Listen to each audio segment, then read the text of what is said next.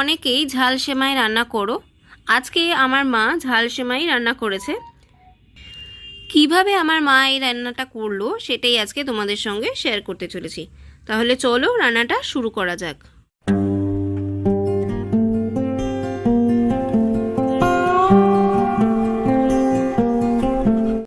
এখানে রয়েছে একটি মাঝারি সাইজের ক্যাপসিকাম, মা এটাকে কুচো করে নিয়েছে। রয়েছে মাঝারি সাইজের গাজর, এটাকেও কুচি করে নিয়েছে। রয়েছে কিছুটা বিনস, আর রয়েছে একটা ছোট সাইজের পেঁয়াজ কুচি। আর মেইন ইনগ্রেডিয়েন্টস হচ্ছে এই ভার্মিসেলি। মা এখানে 100 গ্রামের বেশি ভার্মিসেলি নিয়ে নিয়েছে। আর এখানে গরম বসিয়ে দিয়েছে সাদা তেল। তেলটা গরমও হয়ে গেছে। এবার মা এর মধ্যে দিয়ে দেবে বাদাম। 1 মুঠ মতো মা এখানে চীনা বাদাম ব্যবহার করেছে। আর দিয়ে দিচ্ছে 2টো শুকনো লঙ্কা, মা চিড়ে নিয়ে দিয়ে দিচ্ছে।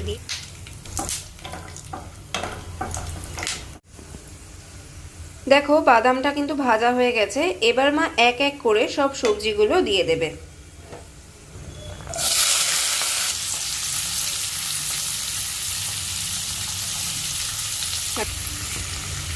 সব সবজি দেওয়া হয়ে গেছে। এবার মা হালকা করে সবকিছু ভেজে নেবে।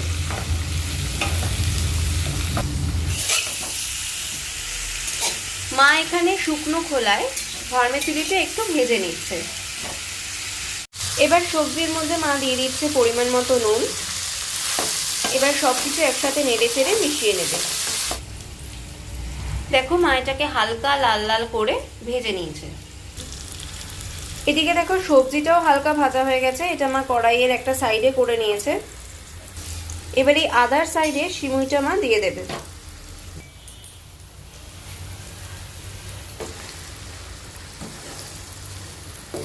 এবার হালকা করে মা সিমুইটা ভেজে নেবে। এখানে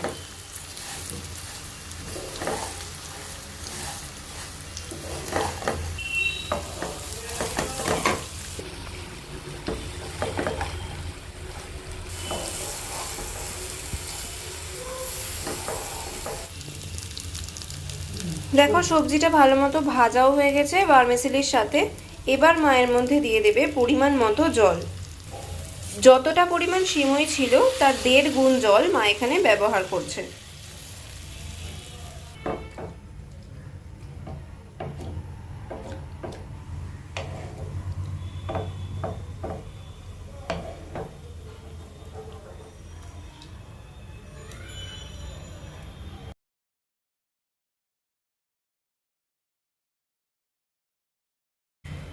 এখানে মা পরিমাণ মতো জল দিয়ে দিয়েছে। এবার মা এর মধ্যে দিয়ে দিচ্ছে সামান্য একটু নুন। আগেও মা নুন দিয়েছিল, এখন নুনের পরিমাণটা একটু বুঝে দিতে হবে।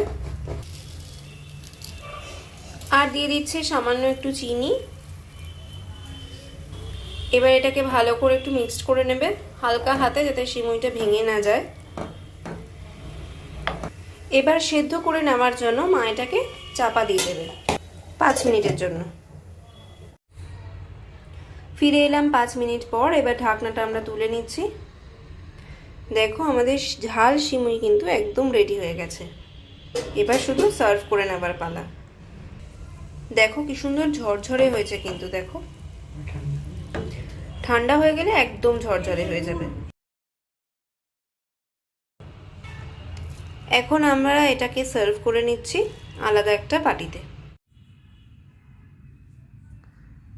সো এটা আমরা সার্ভ করে নিয়েছি দেখো একটা সুন্দর বাটিতে। কেমন লাগলো আজকের রেসিপিটা সেটা কিন্তু আমাদেরকে জানাতে একদম ভুলে যেও না।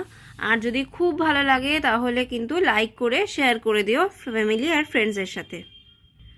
যদি আজকে আমাদের চ্যানেলে নতুন হয়ে থাকো তাহলে প্লিজ চ্যানেলটিকে সাবস্ক্রাইব করে পাশে থাকা বেল আইকনটা অন করে দিও, যাতে যখনই আমরা কোনো ভিডিও আপলোড করি তোমরা তার নোটিফিকেশন পেয়ে যাও। আজকের মতো তবে এখানে বিদায় নিচ্ছি। নতুন রেসিপি নিয়ে আবার খুব তাড়াতাড়ি দেখা হবে। টাটা।